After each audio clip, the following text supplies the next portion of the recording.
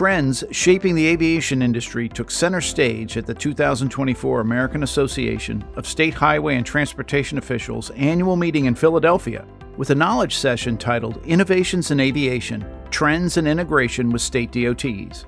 Sponsored by AECOM and moderated by Senior Vice President Alana Strohecker, the session focused on the rise of drones and the rapid advancements in advanced air mobility, or AAM. This groundbreaking innovation uses new technologies, such as electric vertical takeoff and landing aircraft, or eVTOLs, and drones to transport people and goods. Featuring leaders from state departments of transportation, the panel shed light on these new aviation innovations and how they can be game changers for transportation.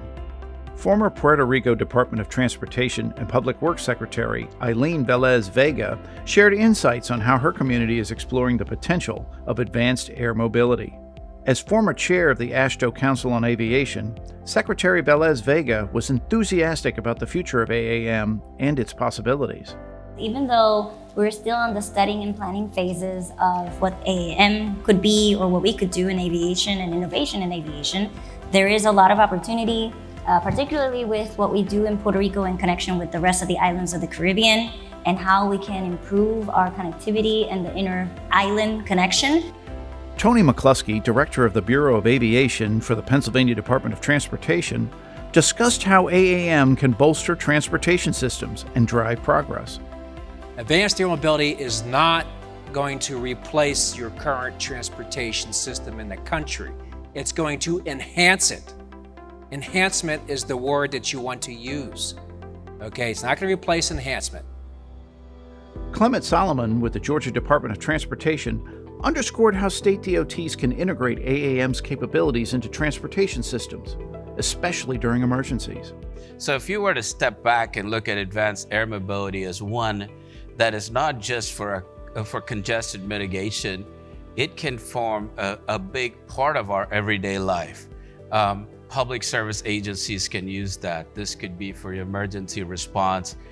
This could be for firefighting. This could be used to transport food to remote areas. You could use to, those that are interested in sustainability, reduce emissions. Becca Gallus, Director of Aviation for the North Carolina Department of Transportation, emphasized that integrated planning and education are crucial for unlocking the full potential of AAM at the state level. We've done a lot of work at the state level, looking broadly across our airports and different infrastructure and creating statewide plans. But now we're really turning our eyes towards the education piece. She expanded on the state's particular focus on the noise profile of AAM technologies. Noise, a major concern, could be mitigated through AAM using electric motors, which produce quieter sound profiles. When we start thinking about what are the outcomes and the qualities and the reason why states are interested in it, we're looking at the noise profile, particularly, is a big interest of the states. Looking at cost savings, Gallus highlighted that AAM could cut operating costs by up to 90%, making aviation services more affordable and viable for public transportation and other uses, especially in coastal areas. But the operating cost on paper is supposed to be about the 1/10 of the cost of a traditional aircraft. So that is an incredible cost savings. Moving forward, AAM can play a large role in how state DOTs prepare themselves for the future. AAM could transform air travel by providing more efficient and accessible options for communities that were once overlooked.